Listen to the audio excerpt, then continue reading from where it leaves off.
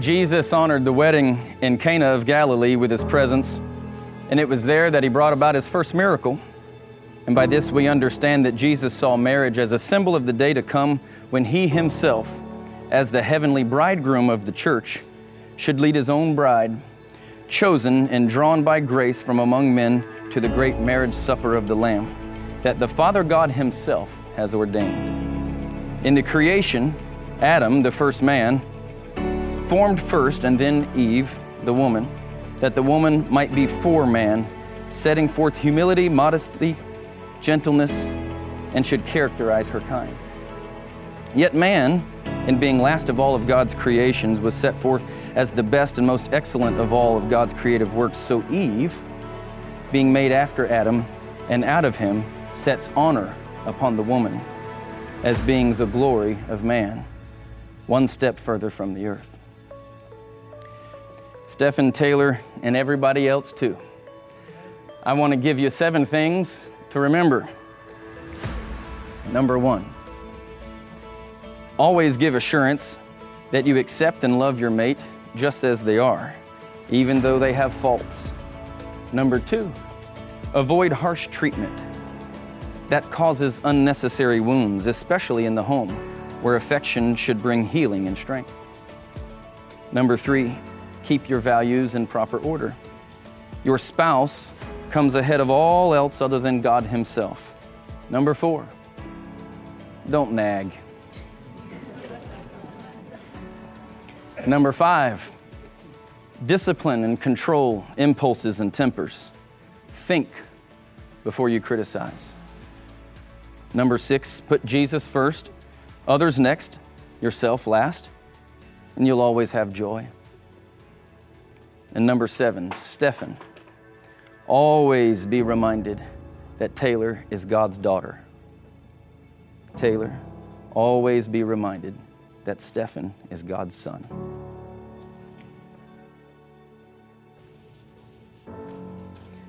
Stephan, would you repeat after me, please? Of course. I, Stephan, take thee, Taylor, to be my wedded wife, to have and to hold, from this day forward, to love and to cherish, till death do us part, according to God's holy ordinance, and thereto I thee wed. Taylor, repeat after me. I, Taylor, take thee, Stephan, to be my wedded husband, to have and to hold, from this day forward, to love and to cherish, till death us do part, according to God's holy ordinance, and thereto I thee wed. With this ring, I thee wed. Receive it as a symbol of our endless union and our unbroken love. You may place the ring all the way on the finger.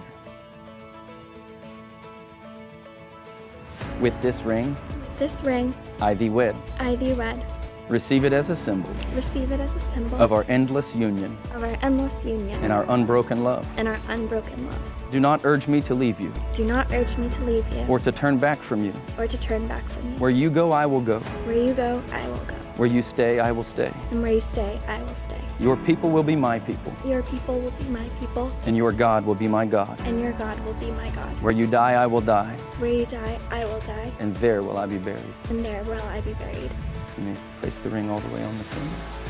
Stephan and Taylor, you have consented together in holy wedlock. You've pledged your faithfulness to each other by giving and receiving a ring. Stephan, before God and this company, do you commit to keep this vow? I do. Taylor, before God and this company, do you commit to keep this vow? I do. By the power vested in me as a minister of the gospel of Jesus Christ, I pronounce you husband and wife.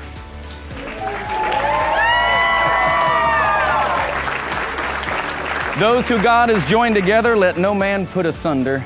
You may kiss your bride.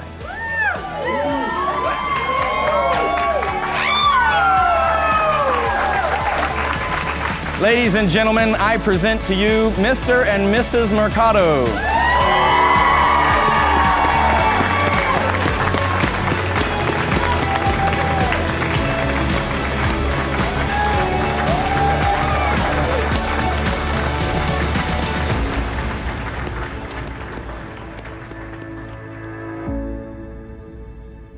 For those who probably don't know, Steph and I, for the first 17, 18 years, we would have the typical brother relationship where he said anything, he got a fist. Just to be honest. And it wasn't until he graduated high school that our relationship had changed. It was no more of, he said something, I hit him. Just be brutally honest. It was more of, we actually had a friendship.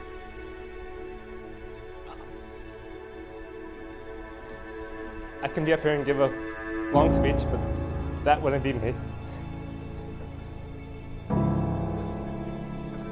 But what I do want to say for this time would be probably something that you've never heard me say to you in person, let alone in front of everyone, is I'm happy for you, and most of all, I'm proud of you. Because I know, maybe I forgot, but I've never said those words to you. So now you have it on camera. You're one of my best friends, and I love you.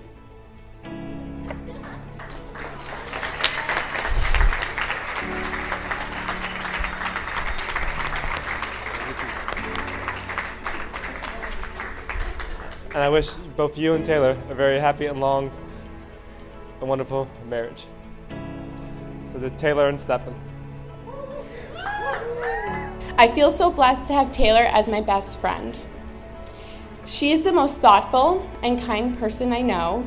She puts her friends and family first and is loyal to the core.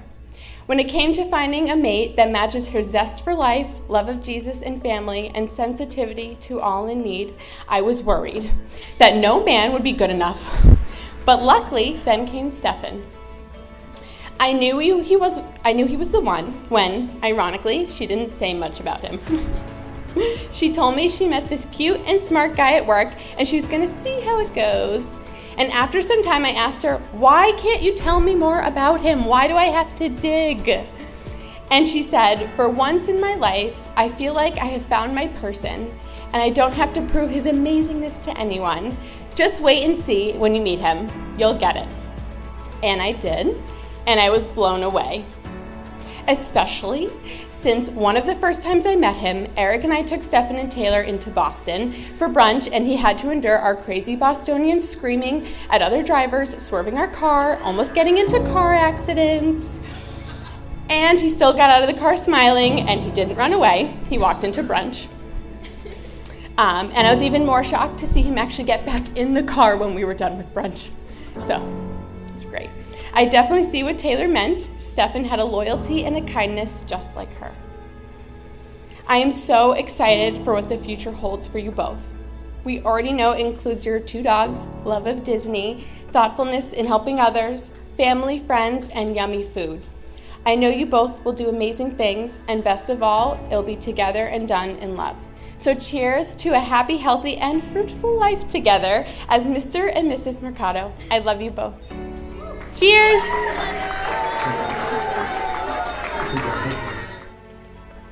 But I really am so thankful that God sent Stephan into my daughter's life. I could not ask for a better son. So he is an answer to our prayer. And we have been praying for a long time. And I know Pastor John gave you 7 things that you need to follow. And I promise I won't go into a sermon here because some of you know I could. But out of those 7, there are 3 that I think all of those 7 really flow out of that might be a little quicker to remember, but are very important. So first is that a good marriage is not between 2 people. A good marriage is between 3 people. And that third person is the Lord. And that Lord takes precedence over the two, always. The second is that marriage, despite what the world says, is not a 50-50 proposition. It is not a give or take, or a give and take proposition. It is a 100 and 100% give and give and give proposition.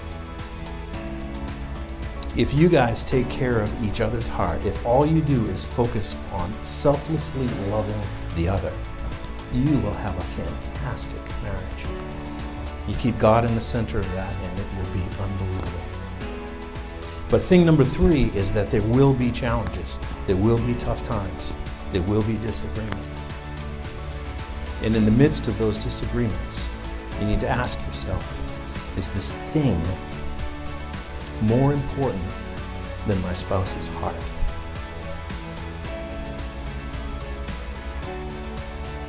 You see, it's you two against the world now. As you said in your vows, let no man come between you. Let no woman come between you. Let no thing, no issue come between you. And stay focused on God as your center and on each other as the love of your lives. Trying to do everything to please the other. It's selfless love. That's what God demonstrates for us. Selfless love. That's what marriage needs to be to work. So this is my prayer and my wish for you guys. It's my wife and I both pray this. We're so thankful for this day. One last toast to the bride and groom. Love you guys.